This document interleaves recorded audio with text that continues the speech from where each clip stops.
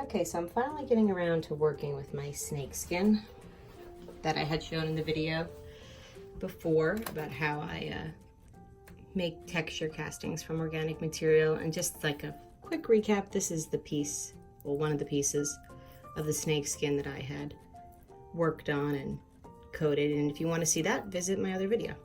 So, like I said before, sometimes it's a crapshoot when you are casting these organic materials. So I recommend, if you're unsure of how, like you've never done it before, I would say do a silicone mold first. I like to go straight into metal because either way you should do sample pieces. So these two were actually two of my sample pieces that I had originally done. And one of them is the snake skin from behind. So you can see it's indented. And then this one is the snake skin from the top.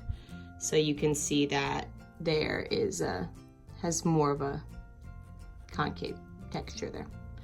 So now that I have my pieces, and I'll show you them to you. This one I really love. I mean, I could see this being like a cuff or something like that. A common thing that often goes wrong is that when you're building up in wax, these ones I did a pretty good job with, but trust me, before I have done it where I put way too much wax on. So this one here is nice. It has a nice thickness to it. It'll make a good rubber mold, but still I have to clean up all of this inside. You could see where I put a lot of extra sprues on there just so that I didn't risk the chance of this breaking here. I hate to do all that work and then have it break, so I put a little extra support sprues on it. This piece here is nice too. And I decided to curve this as an organic material before I, formed it here, because I didn't want to overwork this texture on an anvil or with a hammer or anything, because then it really starts to move away from the organic texture, and I want to preserve that as much as I can. This piece is really cool. It's the underbelly of the snake. And this was just the way that it naturally wanted to curl up, and I painted it with the wax. So you see there, like, really nice texture. But now my next step is taking these very organic textures and pieces and figuring out a way to translate them into jewelry. I started my career doing product development. So I did a lot of, big box stores would come in and say, hey, I have an idea and it's based on a flower and a napkin. And what do you think about that? And then I would take those little bits of trend research and kind of create an entire collection around it. Honestly, for them, I would create collections that were like 100 pieces and they would probably adapt like 5, but that's okay. And so I'm used to working with a little bit, and I found that when I worked like that, the best case scenario always came out when I would, draw out some thumbnail sketches.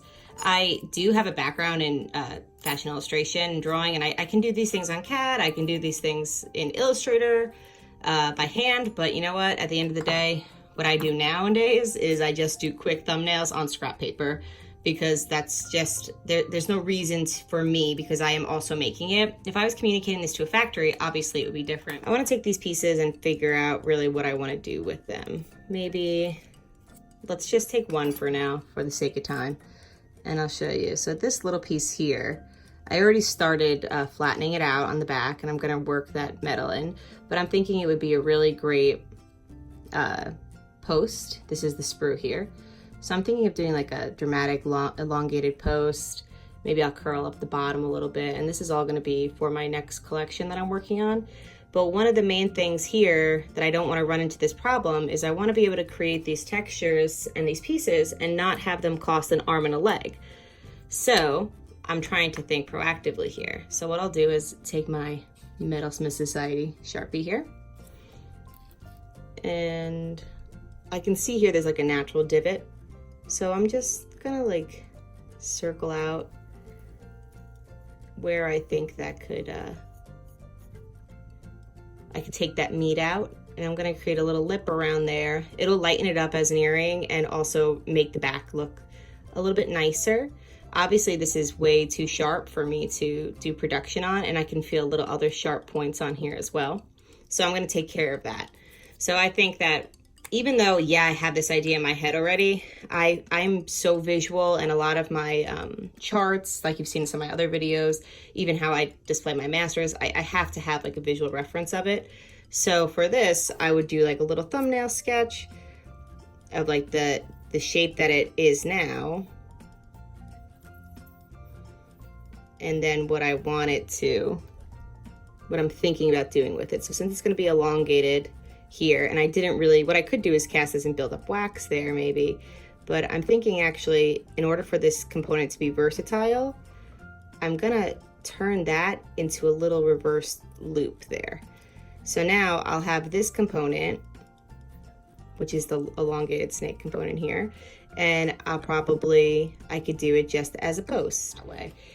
And then usually I'll take a photocopy of this just the way it is so that I know, what I'm working with, and I'll keep it with that piece, and then I eventually cut all these out and I put them on a board and so on and so forth.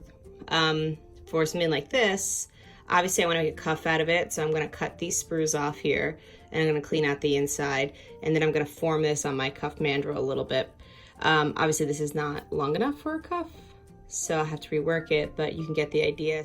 And I know I have to add to the sides of this somehow and still make it look organic. So this is going to go into the mold pretty much as is, being cleaned up in the back. And then I'm going to make waxes from it, and then I'm going to make other pieces from those waxes. But yeah, so I'll have a cuff. So yeah, this is just the start of it to give you an idea, to see another step in my process of how I go about doing this. This piece is really freaking awesome.